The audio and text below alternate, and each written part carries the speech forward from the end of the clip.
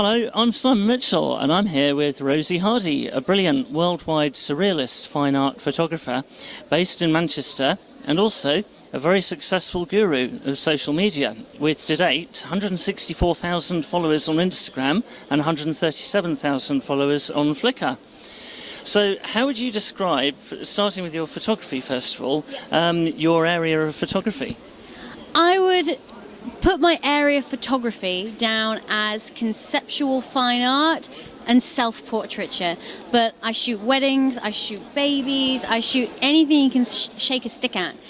So I've kind of got my fingers in all the pies, but my passion is definitely conceptual surrealism, I think. Right. Yeah. Okay, cool. And so to help you with that, what's the camera equipment that you currently use? So I'm currently using the Canon 5D Mark IV with a 35mm 1.4 lens. They don't do a 1.2, but I always wish it was a 1.2. But I used to shoot on a Canon 5D Mark II, and I shot on a 5D Mark II for years and years and years, and I didn't actually see anything wrong with it when I upgraded, but Canon, being an ambassador for them, were like, we got to get you on the latest stuff. So it has been really good, and I couldn't go back now. But the Mark II is another one I'd recommend. Yeah. Well, this is Mark II that I'm using, and Awesome. great camera. Yeah. It is. It's fantastic. Yeah. So you're, firstly, do you have a studio or do you work from home? I work from home, and instead of having a studio, because my work is usually on location, Right. so studios for me, I find a little bit intimidating because they are just a white background and you have to really know what you're going to do, and I hate lights. I'm natural light fan all the way. So Okay. work from home, shoot on location, no studio, no worries. Right, perfect, yeah. Excellent, well that's good.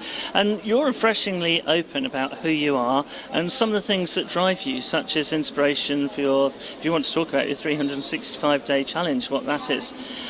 So yeah, can you tell us about that? Yeah, so I found that I think I just grew up being an open book. I figured when I was younger I always used to worry what people thought of me, and I thought, well, if you don't do anything that tries to hurt anyone, then you really have nothing to be ashamed of and you have nothing to hide. So for me, I've always wanted to just be an open book, and with my 365-day project, it was actually my boyfriend had passed away, and I really wanted to do a year's worth of what grief meant to me and how I felt every single day, almost as therapy to get me through it. So it was very therapeutic, and a year later I couldn't really believe where I'd got to with that. That's a really good thing, to channel grief and sadness into something so positive. Yeah, totally. Well, I did think at first whether it was actually going to channel it into something positive. I really had no idea where it was going to go, but I think that in itself is a reflection of the process of grief, is you don't really know where you're going, you don't really have an end point. It's not that in a year you're going to be fine, it's the journey. And so I just wanted it to take me wherever it was going to take me, and it did, and I got there. Well, yeah, very commendable. Thanks. Yeah. So if social media is regarded as a measure that you've had amazing success, how did you get so many followers? I would say, I think people were just interested in what a young girl had to say, and I have wondered, the older I get, whether people will still be interested. I think it's interesting to see what different people think, and how a 13-year-old girl thinks is so interesting in comparison to a 40-year-old man, and it's just so interesting to listen to other people. So I think in terms of how I got so many followers, I think I just had interesting things to say, and I said them consistently, and I grew up with people rather than I don't think it's shutting myself off, but living normally, maybe. Yeah, definitely. Okay, cool. And in a nutshell, what would you suggest one does to be as successful?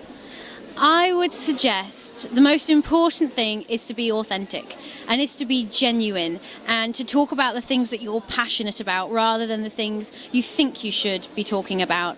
I think that's really the key to it all, because the more you try and be someone you're not, you're never going to quite get there.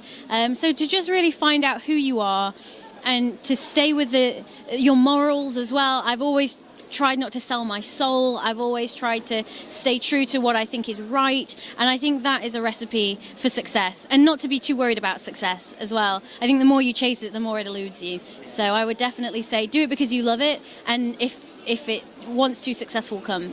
And success isn't the be all and end all. It's just a bonus, but it can also be very bad. So, yeah. What's the bad side? Well, the bad side of success is success doesn't teach you anything. Success doesn't make you grow. It doesn't test your character. Failure, that tests your character. Like the hard things are the real like kind of testament to who you are and what you stand for. So don't worry if you fail. It's all part of the fun.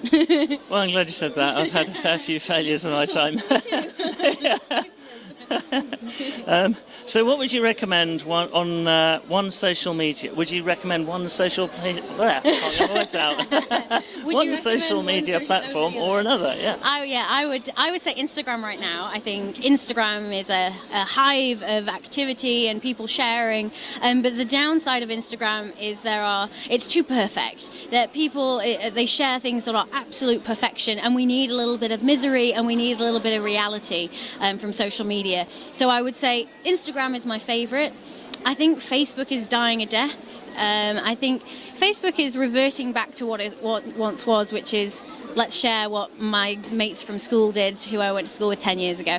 And that's fine, and that's still a nice thing. But I think for artists, I think Instagram is the place, and I would love to see a revival of Flickr. I want Flickr to make a comeback. I'm here for Flickr. It's going to be great. Excellent. I can't say I've used Flickr myself, but I heard good things about it. But yeah. Instagram is the main one. I think Instagram is the social media of the moment. Right. Yes. Okay, cool.